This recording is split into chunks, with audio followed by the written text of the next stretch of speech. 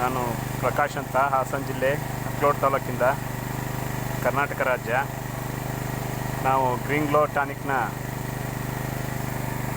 ಶುಂಠಿ ಬೆಳೆಯಲು ಸಹ ಉಪಯೋಗಿಸಿದ್ದೀವಿ. ಅಂದರೆ ಅಡಿಕೆ ಮಧ್ಯೆ ಹಾಕ್ಕೊಂಡಿದ್ದೀವಿ ಶುಂಠಿನ.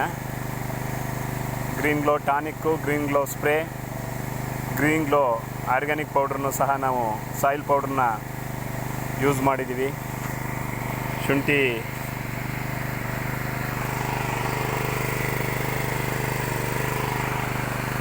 ಈಗ 4 ತಿಂಗಳಾಗಿದೆ, 4.5 ತಿಂಗಳಾಗಿದೆ. ಈ ಥರ ಇದೆ ಬೆಳೆ. ಇದರಲ್ಲಿ ಉತ್ತಮವಾಗಿ ಬಂದಿದೆ ಗ್ರೀನ್ ಗ್ಲೋ ಟಾನಿಕ್ನ. ನಾವು 50% ಮಾತ್ರ, 50 to 40% ಮಾತ್ರ ಕೆಮಿಕಲ್ಲು ಫರ್ಟಿಲೈಸರ್ನ ಯೂಸ್ ಮಾಡಿಕೊಂಡು 60% ಗ್ರೀನ್ ಗ್ಲೋ ಟಾನಿಕ್ನೇ ಯೂಸ್ ಮಾಡ್ಕೊಳ್ತಾ ಇದ್ದೀವಿ.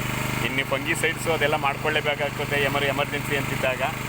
ಅದು ಬಿಟ್ಟರೆ ಉಳಿದಂತೆ ಗ್ರೀನ್ ಗ್ಲೋ ಟಾನಿಕ್ನಲ್ಲಿ ಒಳ್ಳೆ ಉತ್ತಮವಾದ ಫಲಿತಾಂಶನೂ ಬರ್ತಾಯಿದೆ. ನಾನು ಹಿಂದೆನೂ ಒಂದು ವಿಡಿಯೋ ಮಾಡಿದ್ದೆ ಮಲ್ಬರಿ ಟ್ರೀನಲ್ಲಿ ಯೂಸ್ ಮಾಡ್ತಾಯಿದ್ದೀನಿ ಅಂತ. ಒಳ್ಳೆ ರಿಸಲ್ಟ್, ಗಿಡದಲ್ಲಿ ಒಳ್ಳೆ ರಿಸಲ್ಟ್ ಬರ್ತಾಯಿದೆ. ಯಾವುದೇ ನಾನು ಫರ್ಟಿಲೈಸರ್ಸ್ ಆಗಲಿ, ಇನ್ಸೆಕ್ಟಿಸೈಡ್ ಆಗಲಿ ಯಾವುದನ್ನು ನಾನು ಮಲ್ಬರಿ ಟ್ರೀಗೆ ಕೊಡ್ತಾ ಇಲ್ಲ. ಉತ್ತಮವಾಗಿದೆ ಹಾಗೂ ಉತ್ತಮ ಗುಣಮಟ್ಟದ ಆಗಿದೆ. ಯಾವುದೇ ಸೈಡ್ ಎಫೆಕ್ಟ್ ಇಲ್ಲ. ತುಂಬ ಚೆನ್ನಾಗಿದೆ. ಮತ್ತು ಅಡಿಕೆ ತೋಟಕ್ಕೂ ಸಹ ಇದು ತುಂಬ ಚೆನ್ನಾಗಿರುತ್ತೆ. ನೋಡಿ, ಇದು ಅಡಿಕೆ ಗಿಡ 4 ವರ್ಷದ ಗಿಡ. ನಾನು ಗ್ರೀನ್ ಗ್ಲೋ ಟಾನಿಕ್ನ 6 ಮಂತಿಂದ ಯೂಸ್ ಮಾಡ್ತಾಯಿದ್ದೀನಿ.